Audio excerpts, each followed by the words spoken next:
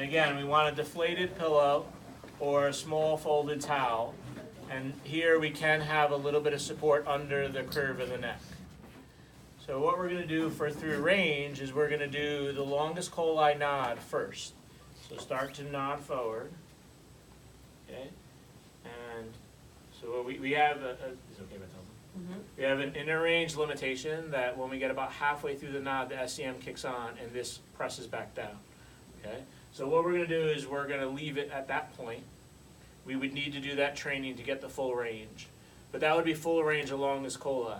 So full range of cervical is nod in, maintain that, and now start to lift your head up. Oh, you're perfect. Now, watch what's happening to Rachel. Come back down. I mean, you're a perfect demo. Nod back, nod forward, chin in. Okay, now start to lift up.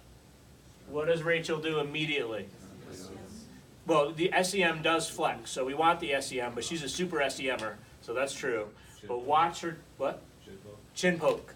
Okay, so Rachel nods back, slowly nod forward, right there.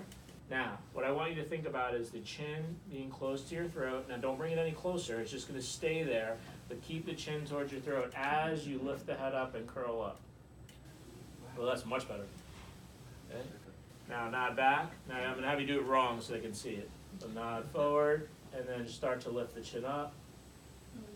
Okay, you see the chin poke? That's a give. That's a chin poke give. And that's a failure of longest coli while you're trying to bring the rest of the muscles in to get through range. So now let's do it right again. Nod back, nod forward. Good. Now keep curling. Now this time I want you to visualize bringing your chin right towards this notch here as you lift your head up. Beautiful. A little higher. A little up. Oh, what's happening here is struggle. Right? That's tough, right? Okay, come back down. We're getting a lot of shaking and she's starting to chin poke. So it's not clean all the way through range. Now this case, we're going beyond the local muscles. We're going into SCM. We want everything else to kick on, but we want to see what the pattern is like all the way through range. There shouldn't be a chin poke give. The head shouldn't rotate. We should be able to get cleanly through the range. Okay? Yeah, Alex? Can it also just be like a language thing? Like, let's say Rachel right now, you told her like lift her head. Could she just think that, oh, let me lift my head high up? Yes. Instead of like not knowing Yes. that this is what you would want. So Yes. would that be technically not motor control then? It's just a sense of like, she didn't know what motion you wanted. Once we teach it to her and she cognitively understands what we want, if she still can't perform it, it's a motor control fail. Okay? And the other thing is, there's the qualitative assessment. There was a lot of shaking. We're losing chin poke later in the range. We don't have full inner range longest coli capitis. So there's plenty of motor control learning that can happen here. Okay? So let's make it a bit easier. Let's have you sit up for a moment. I'm going to raise the head of the bed. No, you're okay. Yeah, yeah. Okay, now come back. What did I just do? What's that? Yeah. Thank you, literal man. Yes, I inclined the table. What did I just do? What did I just do to the exercise? I reduced gravity. Why? Yeah, I did it so it'd be easy. But what did I change when we discussed the moments before?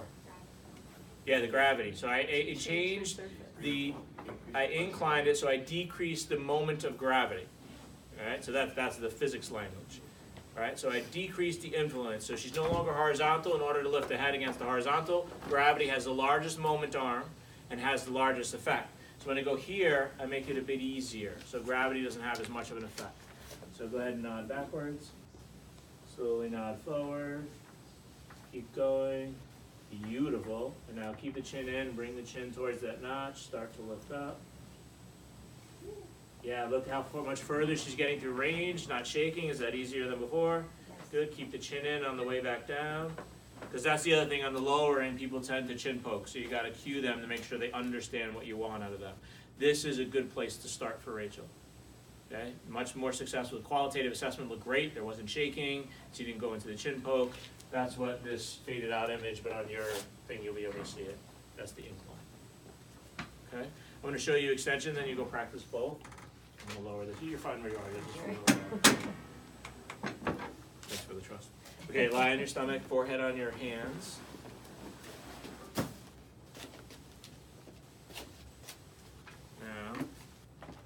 This one, what we're looking for is the lower neck to come back. So this is a tough one for people to understand. So we say right here, this bone that sticks out is called your C7, and always say it sticks out on all of us. It's a landmark because everyone's always like, oh my God, my bone's sticking out. No, no, this is normal. But then you go above it and you say, this is your C5. I want you to keep your chin slightly in, and then start to lift from here to lift your head, and we could just take her through the, oh, look at that beautiful motion. Wow, you're a champ. That's beautiful lower neck extension through range. Fantastic. Does active equal passive? Yeah, pretty much. Hold right there. Now lower back down. Good. And lift back up. That's fantastic. Get a good picture of that. We're going to put you on the website. Come back down. So that's fantastic. And what you're seeing here is the version that they did in that article. Okay? Mark Comerford's version, just prop up on your elbows. You go into Sphinx position. It's the same. Their position's a little easier on the low back. But you go into Sphinx position for training. Let your head drop down. Okay, now lift up through here. This is extending the low neck through range. Now what you're noticing in the article, they talk about stabilizing C1 because we don't want movement of the suboccipital area. So in a sense, it's kind of like dissociation for the upper cervical. But I'm keeping it under movement through range category because we're really looking for lower cervical extension through range. Okay? Thank you. It's a common movement limitation for people. In our computer-based society, we tend to shear forward at C5. We lose the ability to lift up.